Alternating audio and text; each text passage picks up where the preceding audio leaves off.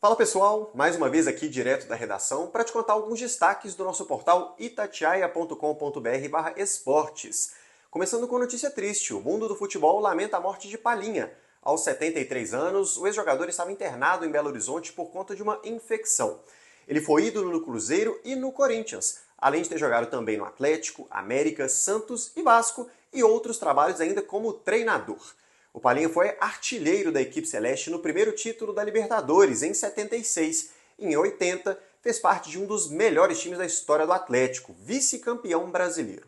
Pelo Cruzeiro, o Palhinha marcou 156 gols em 457 jogos, fazendo dele sétimo maior artilheiro da história do clube. Em duas passagens, ele conquistou 7 campeonatos mineiros, além daquela histórica Libertadores de 76, quando fez 10 gols em 13 jogos e foi o artilheiro da competição. Somando as partidas de Libertadores por Atlético, Cruzeiro e Corinthians, o Palhinha fez 29 gols e é o terceiro brasileiro com mais gols no campeonato, atrás apenas só do Gabriel Barbosa, o Gabigol e o Luizão. A importância do jogador para o futebol brasileiro é tão grande que ele chegou a se tornar o atleta mais caro do país. Após a ótima temporada de 76 do Cruzeiro, Palhinha foi contratado pelo Corinthians por US$ 1 milhão, um valor altíssimo para a época. E não deu outra, né? Em 77, o Palhinha já foi destaque no título paulista do Timão, quebrando um jejum de 23 anos para os corintianos. Naturalmente, o ex-jogador foi homenageado por diversas figuras marcantes do futebol brasileiro.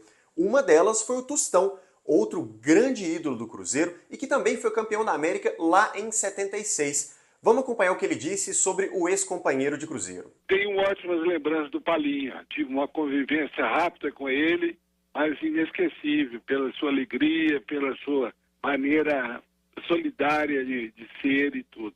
Palhinha foi meu sucessor no Cruzeiro.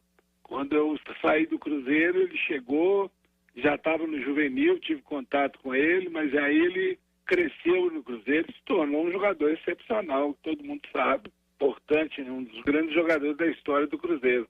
Depois fez sucesso enorme no Corinthians também. Foi um jogador realmente inesquecível, uma pessoa alegre, que eu gostava muito de encontrar. Depois que paramos de jogar, eu e ele, uma vez ou outra, encontrávamos em algum lugar, e ele sempre alegre, sempre brincalhão. Vou guardar grandes lembranças dele. Um abraço a toda a família, espero que todos estejam bem, que enfim, é a vida, é o final da vida. Um abraço a todos. Agora vamos dar um giro pelo nosso futebol, porque as novidades não param. O português Bruno Lage começou os trabalhos como técnico do Botafogo e agora assume a responsabilidade de seguir o bom trabalho já feito por Luiz Castro e o interino Cláudio Caçapa. O Fogão é líder isolado do brasileiro e segue ambicioso para voltar a ser campeão nacional após 28 anos. E quem também está de chefe novo é o Vasco, que é vice-lanterna da Série A. O argentino Ramon Dias já foi apresentado em uma rápida coletiva, mas que rendeu bons elogios internamente lá no Gigante da Colina. A estreia dele vai ser no fim de semana contra o Atlético Paranaense no Rio de Janeiro. Partindo agora para o sul do país, o Internacional apresentou o goleiro uruguaio Sérgio Rocher. Aos 30 anos, ele jogava no Nacional, onde também era o capitão e frequentemente convocado para a seleção uruguaia.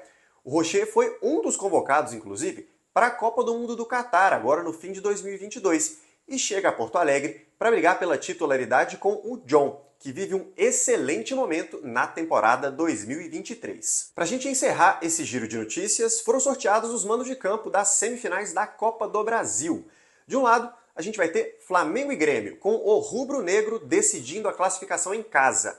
Do outro lado, tem clássico paulista entre Corinthians e São Paulo. E quem tem o mando no segundo jogo é o tricolor. Claro, todos os detalhes dessa e de outras notícias você acompanha lá no itatiaia.com.br/esportes e também nos canais digitais do esporte da Itatiaia. A gente volta na próxima. Até mais!